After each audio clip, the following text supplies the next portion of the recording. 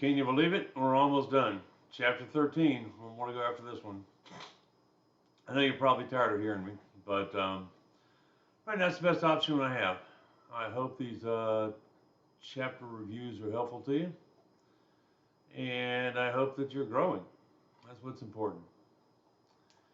Chapter 13, the impact of cultures on other cultures.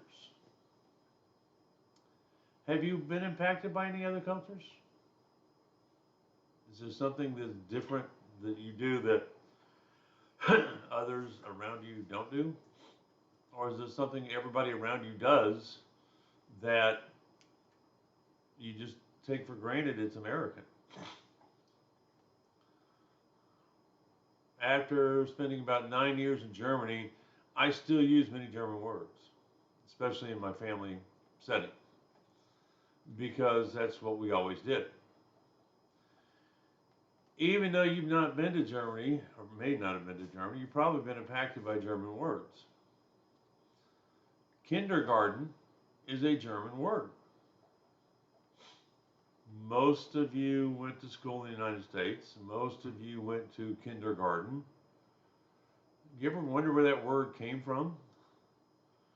Kinder means child, garden means garden. It's where little children go before they go to school. It's the grade before first grade. Globalization is something that's spread out throughout the world with little or no adaptation.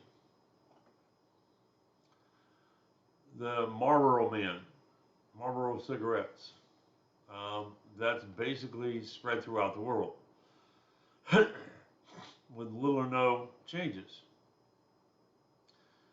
Glocalization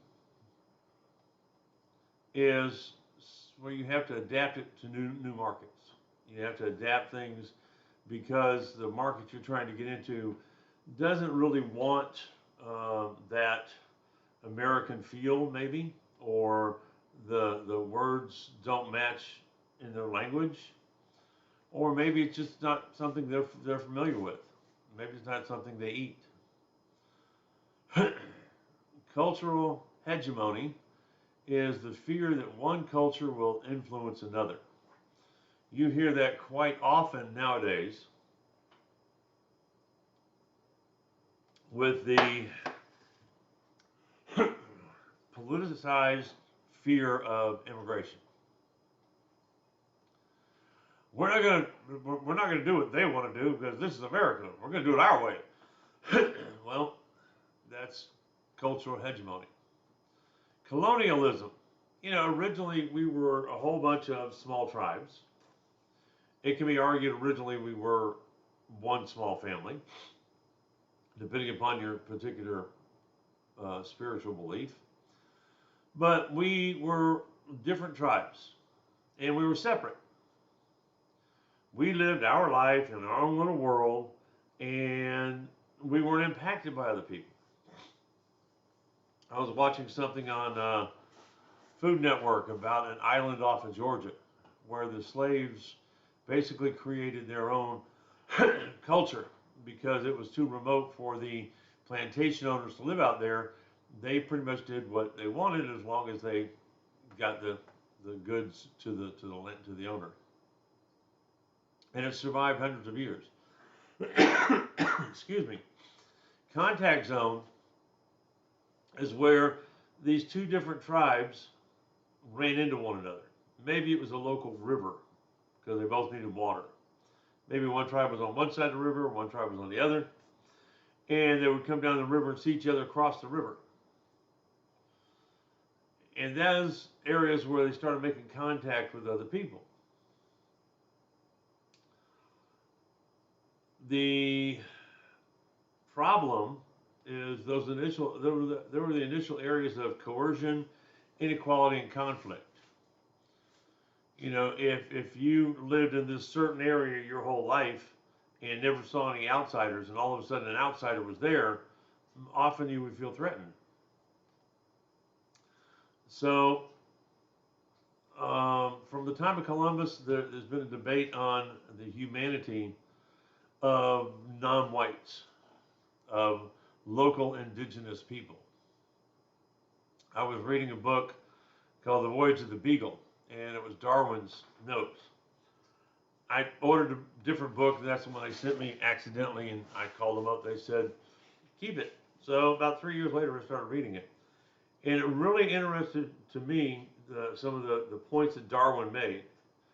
You know, the Europeans would come in and search this area and brand all the native inhabitants as heathens and had no problem wiping them out because they weren't like us in that aspect. And he said he made a comment, some very large man of color, and the man of color cowered. And he was a small man, and he couldn't understand why this guy cowered like he did, but culturally that's what he was not bred into, but taught, that you know, the white man is the authority, and no matter what, you don't piss him off. Slavery was also an effective method to convert people to Christianity. You know, each one of these tribes or groups of local indigenous people had their own religious beliefs. Maybe it was the sun, maybe it was the wind, maybe it was Mother Earth, who knows. But that didn't fit in with the Europeans' idea of religion. So slavery was a way that they could convert them to Christianity. Hawaii, nice little islands in the middle of the Pacific, was one of those things that they could trace back their ancestry to over 1,000 years before Christ, or CE, as they call it nowadays. And they turned into basically a hierarchical society. They became a society of classes. Orientalism is what the sailors labeled them as others, unconsequential, uncivilized. You know, they're heathen. So what they doesn't really matter because we are superior. The dehumanizing almost eradicated their culture completely. There's very few Hawaiians that can follow their ancestry back compared to what it once was. Because the Europeans decided we want to take this land. In 2016, the U.S. government approved Native Hawaiian government, much like the Native American governments that they have in the continental United States. They've had that for years. But only recently did the government recognize the Native Hawaiians as a cultural people that deserve some sort of protection. Australia, the first English settlements in Australia were prisoners. England had their prisons overrun, they were full, there was too many people. So they said, hey, we're going to ship a bunch of them to this big island down here. And we'll let them down there, and then we won't have to worry about them. And they were told not to molest or kill the Aboriginals. Well, that didn't last long. It didn't last long at all. They started being superior. And by being superior, they were, in their mind, had the right to kill anybody they wanted to kill. To take whatever they wanted to take. This is the best hunting land. The Aboriginals knew it was the best hunting land, so they said, oh, this is ours, we'll kill you if you go there. And so the Aboriginal population of Australia was demolished in many ways, just like the Native Americans were here and the Hawaiians were.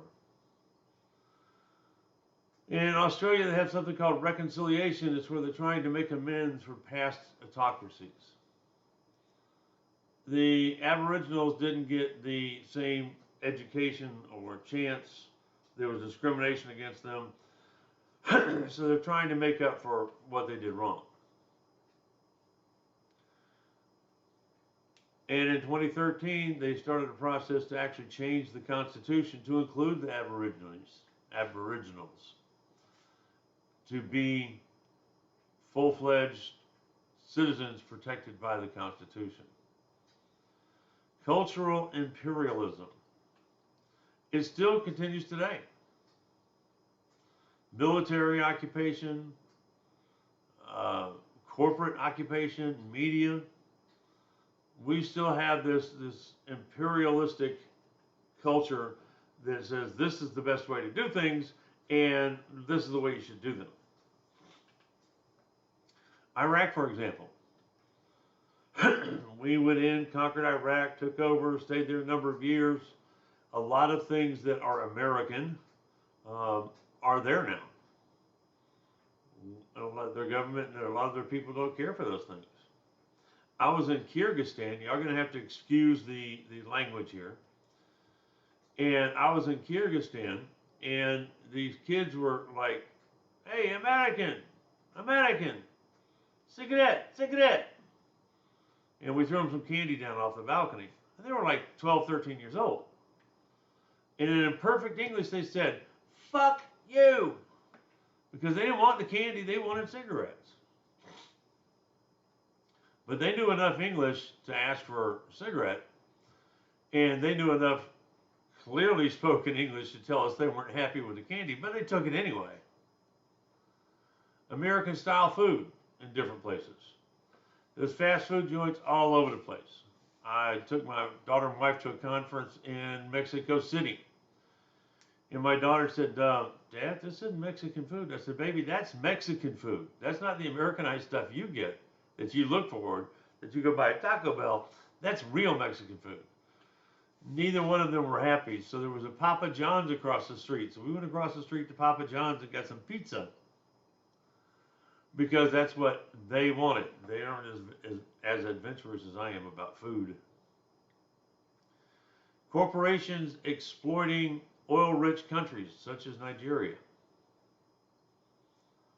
They don't have the same limitations and government restrictions there that we have here. They go over there, they hire cheap labor, they don't follow safety precautions because they don't care. They get the oil for a lower price and they still sell it for the higher price. Development communication is the art of communication to quickly transform a country from poverty to prosperity. What type of language is used and communication is used to develop developing countries, to get them to where they're prosperous? Diffusion, by Everett Rogers. He wrote a book called Diffusion of Innovations. He said basically we have certain people that start the change and they follow. Opinion leaders and change agents. The people that we look to when the iPhone was first coming out. You know, who got the iPhone? Those were the opinion leaders. The change agents, the guys that got them. The innovators and early adapters. The innovators were the ones that got them first. The early adapters were right after them. Then the early majority. It's a trend. Everybody got to have an iPhone. And it was the same for BlackBerry, and it was the same for this, and it was the same for that. It was the same for cell phones in particular. Any cell phone. Late majority is when the rest of the community follows suit. And then finally the laggards. You know, my mom is a laggard. She's 91 years old. She doesn't have a computer, doesn't own a computer, will never get a computer. Some people just won't do it. Change agent ethics. If you are a change agent, if you are somebody that is picking up on this new technology, you have to have ethics or be ethical about the way you do things.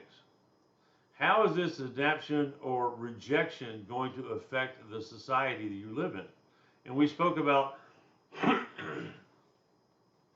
some religious groups in the past that did not want this or did not want that because it would change how their society worked. So we have to be ethical about it. Later on, Everett came up with a convergence model instead of diffusion. And diffusion basically said, you know, I am an opinion leader, and what I do changes other people.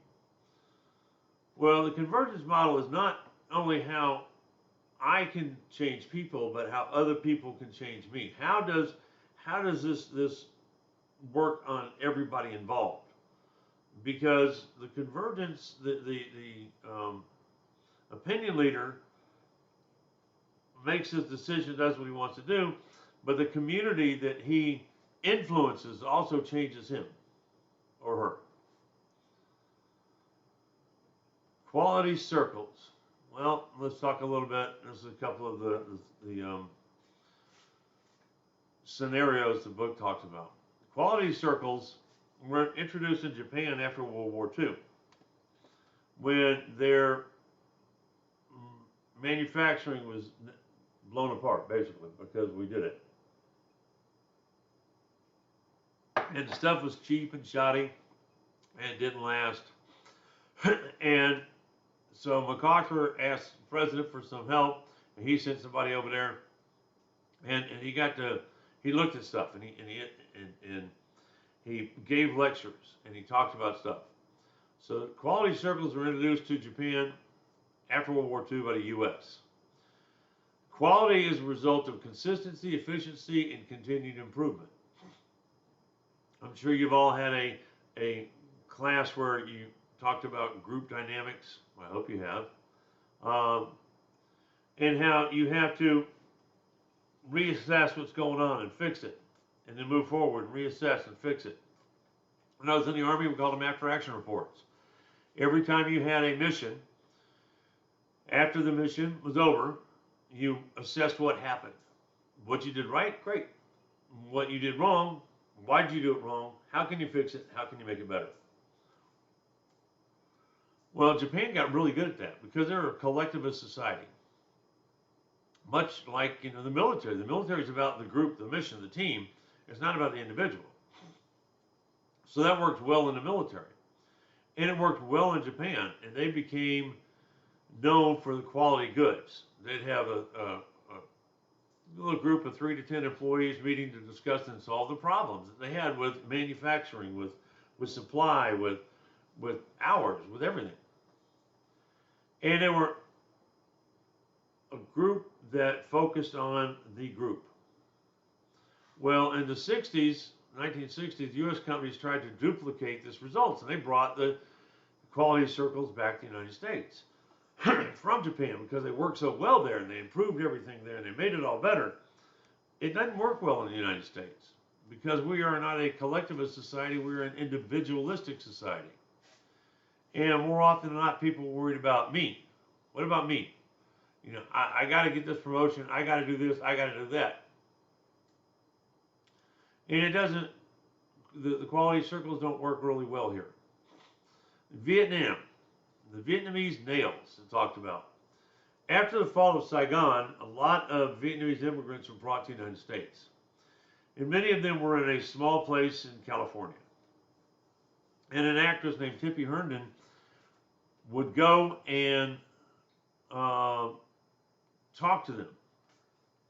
Or Hedren, I'm sorry, not Herndon. She'd go and try to be a positive role model for the Vietnamese women. And they liked her fingernails because they were all done so pretty. And so one day she brought her manicurist in, and he showed them, started giving them lessons. And now 80% of the California and 40% of the rest of the country nail salons are run by Vietnamese. And it started back in California in a refugee camp, and it's something they learned they could do well, and they opened their own shops and continued on after that. Cultural icons are symbols or trends that become idolized in many ways. You know, cultural icons. Peanuts and Snoopy was one for a while when I was a child. Different manufacturers and franchises. iPhone, you know, do you have an iPhone or do you have a Android? You know, a lot of what's symbolized in many symbols that are in many cases idolized have are called cultural icons. Artifacts are objects that are widely recognized, but they aren't really idolized. You know, we have a lot of travel the world. You can see all kinds of things that you recognize, whether it be an American name or another country. You know, steel chainsaws. They're now made in America, but they came from Germany. Global brands. You know, Budweiser, Braun, Canon, Cartier, Tiffany. These are brands that people all over the world recognize. Budweiser actually came from Czechoslovakia. It was called Budvar. I have a couple of cans and beer mugs that have the original Budweiser on them. So we recognize these different brands from all over the world. Many American, many are not. Cultural hegemony. Some cultures do not adopt U.S. goods because they are afraid of becoming Americanized. On the other hand, some cultures adopt them because they like that about America.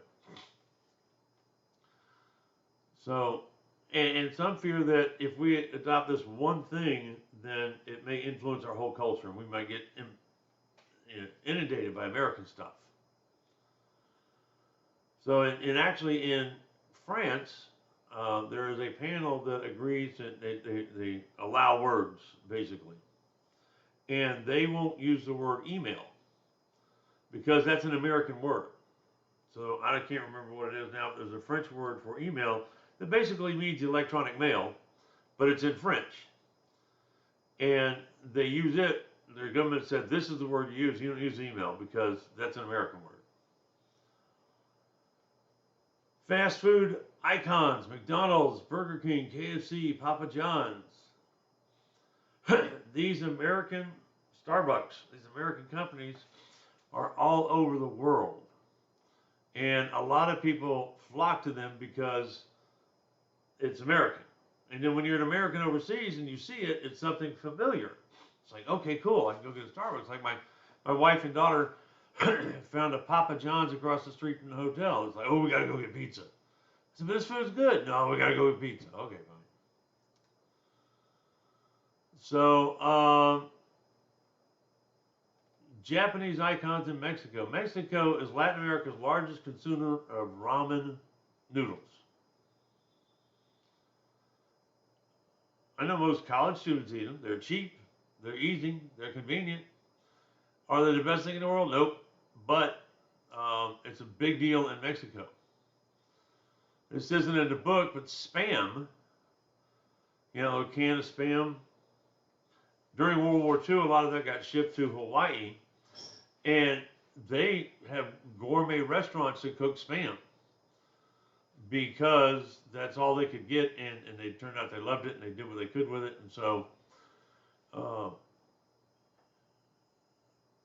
South Korea's cultural exports, K-pop was one they talked most about in the book, and K-pop spread to Japan, Asia, and even the U.S. K-pop means Korean pop culture, pop cultural stuff.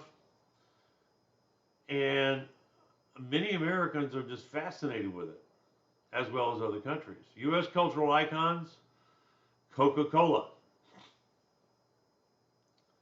You go just about anywhere in the world and you can see something that says Coca-Cola. Does it taste the same? No, it doesn't.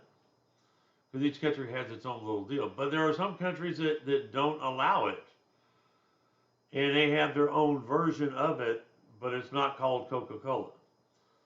Because they don't want the U.S. influence to get in their country. Disney. Everybody in the United States knows what Disney is. But Disney doesn't cross a lot of cultural boundaries very well. We have Disney Paris, which was called Euro Disney, Disney in China, and they both had to um, modify things and change things to fit in that culture and those cultures. McDonald's,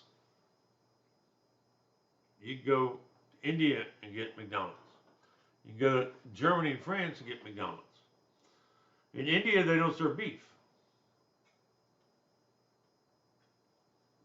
But in Germany, in France, I know of because I've been to both, I could get a Big Mac and a beer.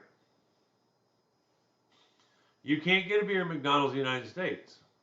But in Germany, you can. Different culture. KFC adapted the menu to local taste, including rice, egg custard, and tree fungus salad in Asia. Can you imagine going to a KFC in the United States getting a tree fungus salad? Starbucks adjusted to the local culture. And, you know, my grandson doesn't like Starbucks coffee, but he likes chai. I got chai at Starbucks and I wanted to spit it out.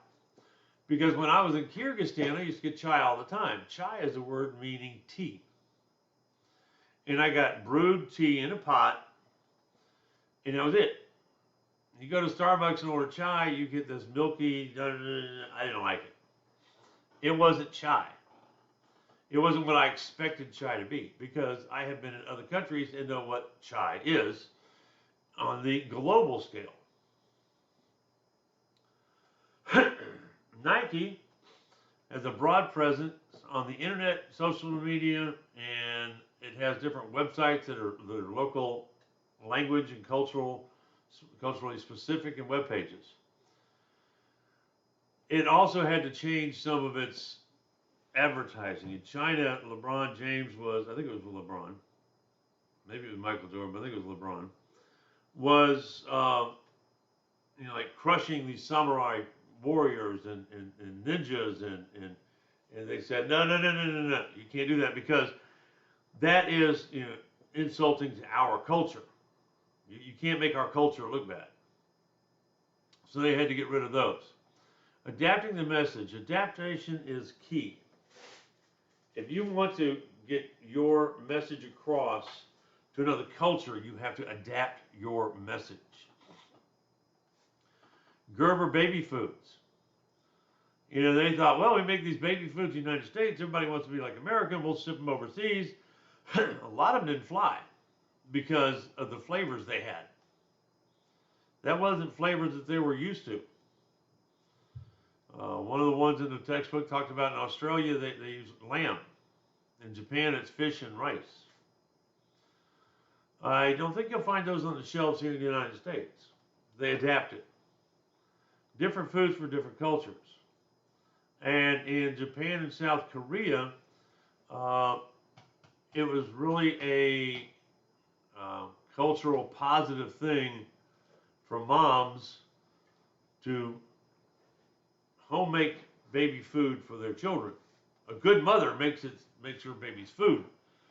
Well, how did they get past that? Well, they started branding it as scientifically based and balanced with all these science and and moms really can't get that specific. So we are taking the worry out of mom's hands, and we created a scientifically based food that will help her children. So to be a good mom, you buy this stuff instead of making your own. It worked. They sell it. Religious missionary work in New Guinea. Before I get into New Guinea, I want to talk about the droids. Christians came up into England and all those other countries in Europe, and they used a lot of their local myths and local traditions, and they converted it to where it would work in Christianity. So it was easier to convert the people. You ever wonder why you have a Christmas tree? I mean, Christmas is Jesus' birthday and he was born in the Middle East, they didn't have evergreen trees in the Middle East. No, but we have a Christmas tree because of what happened in Europe with them trying to convert people to Christianity. They would bring a green tree in to celebrate the winter solstice. And so all of a sudden, Jesus' birthday became December 25th, and we have a Christmas tree to celebrate. The religious missionary work in New Guinea, tribes would actually trade children. I don't know if I could do that as a parent. Here, you take my kid for a while. And a couple of times I want to take him permanently, but you take my child, we'll take one of your children, and as long as the children live, then there will be peace between our tribes. So basically, the missionary said, God gave us Jesus as his child, and Jesus did this for us, and so he is our peace child. So they connected peace children to Jesus, the Savior, and therefore they were able to work on converting the locals to Christianity. Localization.